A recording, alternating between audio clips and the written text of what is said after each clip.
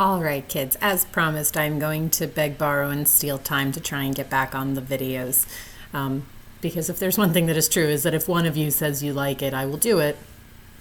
So, um, welcome aboard. This is Lunchtime with Mrs. D, though we are fully virtual for another month. So, I suppose lunchtime is any time because it's only 9 a.m. We have a lot to talk about in terms of Marvel and Star Wars. There's been many updates, which is exciting because we were through a year of drought. And we were looking forward so very much to how they would come out of that. I think the thing I'm going to look at next would be Falcon and the Winter Soldier, because the first episode dropped last week, and it is Falcon and the Winter Soldier Eve. We have another episode coming. I'm very, very excited for my boys to get back together. I have to say, the first episode threw me off because I really felt, based on the tease, that they were going to sort of leave Endgame together with the acknowledgement that they needed to kind of team up with Steve off the board. I thought Sam and Bucky were going to start together, not find each other. So I am a little annoyed that I know that's going to be at least an episode and a half arc of getting the boys back together. But I need my boys back together, so get them there however we need to. The tone that they're taking with Bucky suits my needs. Modern Bucky comics and Sam Bucky comics, like the Falcon and the Winter Soldier arcs that are out, play a lot into Bucky's rehabilitation and therapy. I think it's a fair tone. It works really nicely after WandaVision.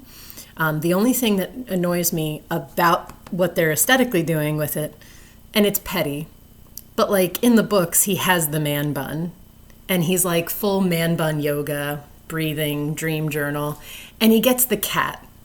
I'm more than mildly obsessed with him getting the cat.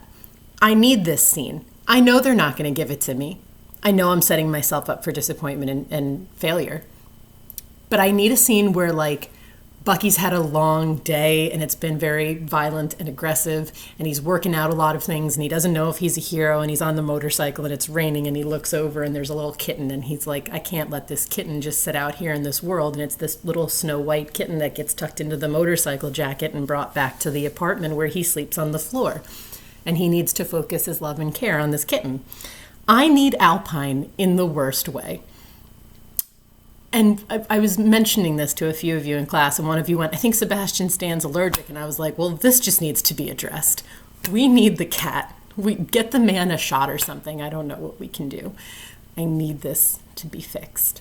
That would really work with what they're doing. They're not going to do it. And the man bun's gone because they already cut his hair. And I get why they would cut his hair.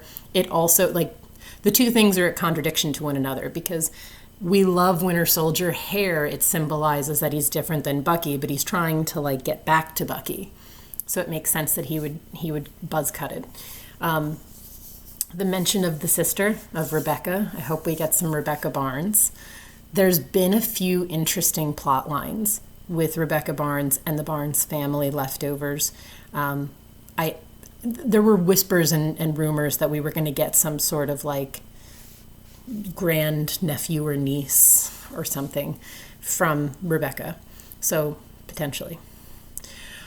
There's also some good arcs where Bucky has kids of his own. I'm not sure if they'll go there.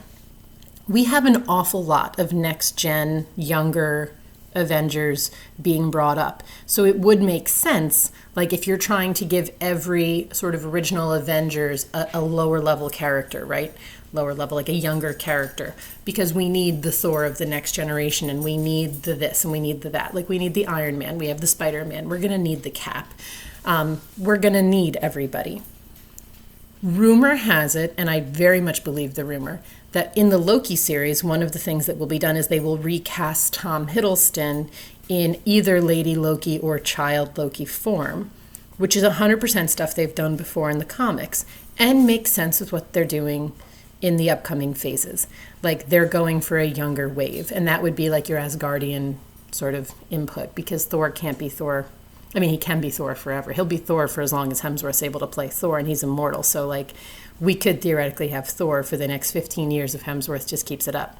But, you need to start replacing people, just on practical levels.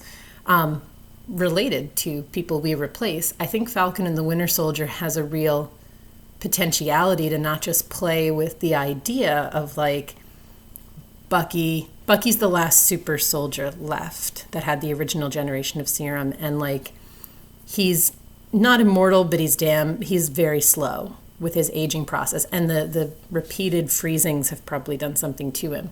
I like the idea that they could just discover that, like, back when he was brainwashed in like the 70s or 80s, he had a child that's now an adult, and he doesn't have anything to do with that kid. They could do some interesting, like, Damian Wayne style things where they're like, remember that one time many moons ago? They have many plot holes they could potentially fill with those continuous cryogenic freezings. The other thing to sort of think about as Falcon and the Winter Soldier progresses, if we're going to a mystical Asian city where Wolverine has a lot of comic book associations, and we do not get the Wolverine, they can't do this to us twice.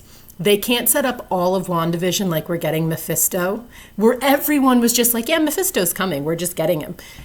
And then they pull that rug out from under you. They can do it to you once. They can do it with WandaVision. They can be like, okay, yeah, we didn't give you Mephisto. We really had you fooled there. They're really setting up Wolverine? I need something. I need X-23. I need Dakin.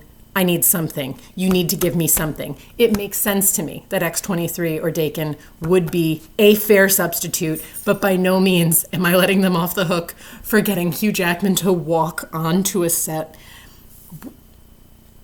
There's no excuse. There's no reason to set up this particular setting at all unless you do it. You don't need to go there. You could input this same work to like any other place. All right? It's not anything that you need to necessarily do right there. Sorry. So I will have serious negative feelings if this is all a big red herring. Because, again, and I do hold firm to the belief that if we had gotten this dropped to us in the proper order, we might all feel a lot differently. Like, the shows were not meant to be the spearhead of the new phase. They weren't. They were supposed to be peppered throughout. We were long since supposed to have Black Widow, and I know that there's something in Black Widow. Like, besides Taskmaster, who's just the villain that we all know about, the shame is that we know something else is going to happen. And like, I find it hysterical that people who are more casual with like Falcon and the Winter Soldier, or Marvel in general, like they're Marvel movie watchers and they don't know much about the different plot lines that exist in the comics. They're all pissed off about John Walker as Captain America. But like, this boy's not going to be our Cap. Like, he's not. I have no idea why you're all getting so upset. The whole purpose is for Sam to be like, I am not worthy of the shield, so that he has to go through the journey of earning the shield. Sam or Bucky will wind up as Cap. It's going to be Sam because Bucky's much more damaged, and he's going to play lackey until he needs to step up. You already have New Falcon stepped up. Torres is going to be New Falcon, but like the purpose of John Walker's Cap is not to undermine like Sam, and it's not to be this thing that pisses us off. It's meant to be the reason Sam is actually the most worthy. Like, there were whispers that I very much buy into, that part of the reason Sam steps down is that the serum that they were going to inject him with is something that both Steve and Bucky have obviously not, they're not going to give it a ringing endorsement. And Sam's like, you'll take me as me, and Steve was Steve, and like we have to figure out how we're each doing our thing ourselves.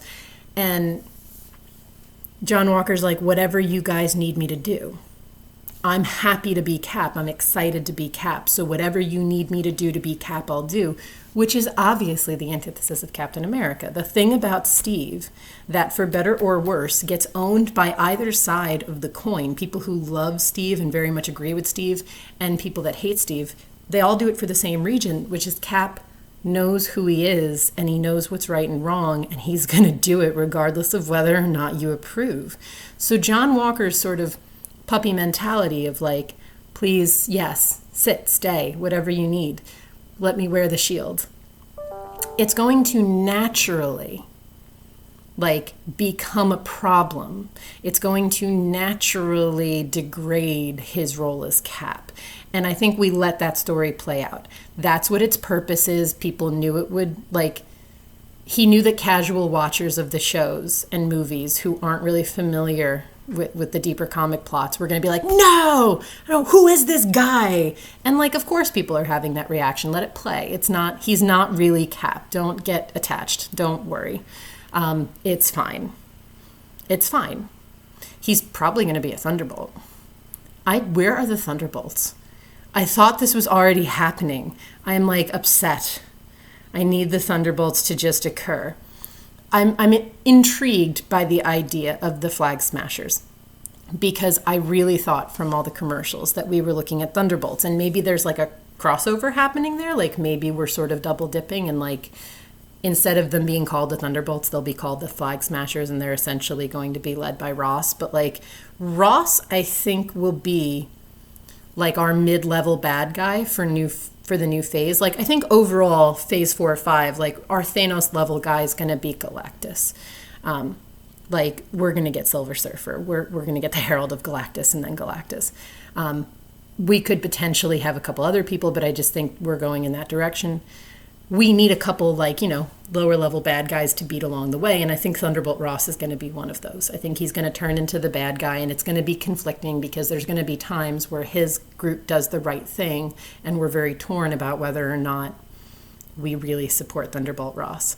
But Red Hulk cannot be allowed to lead. So like we're going to get Red Hulk. We think we're going to get Abomination back. Like we're going to get Doc Ock. We're going to get Doc Ock back. So we have plenty on our plates here. I think there's still fair room for Mephisto to come in as well, or Nightmare, somebody along those lines. And there's always the hope that we get something more from the mutant strain. For my money, they didn't really kill in WandaVision that her father wasn't Magneto. They could always go back and open up that door. They left her childhood dysfunctional and broken enough from a young enough age. Like, we can always go back and mess it up further. But, like, we have bad guys coming. And I'm hoping for tomorrow's episode of Falcon and the Winter Soldier to at least get the boys back in the same place. I'm hoping that we see a little bit more of Bucky's therapy progressing. I do like that they're doing it. I want to see Sam like go in the face of new Cap. I want him and John Walker to meet. I want to see that happen. And I want Wolverine. Maybe not tomorrow. We can hold it. But like, how many times am I allowed to be disappointed before I have to be overall disappointed? Like, trick me once, shame on me. Trick me twice, shame on you. We can't be building up all of these things and they're just all red herrings. Then you're the DC cinematic universe. You're not the Marvel cinematic universe anymore. If you're just constantly undermining and disappointing us by making us believe we're getting something and then changing it to something worse, you're just DC. You're better than this. Do not make me regret my love and allegiance. Anyway, hey kids. It's been lunchtime with Mrs. D very early in the morning. Glad to see a few of you are still watching. It's been a pleasure. Falcon and the Winter Soldier Eve, kids. Let's hope for something good tomorrow.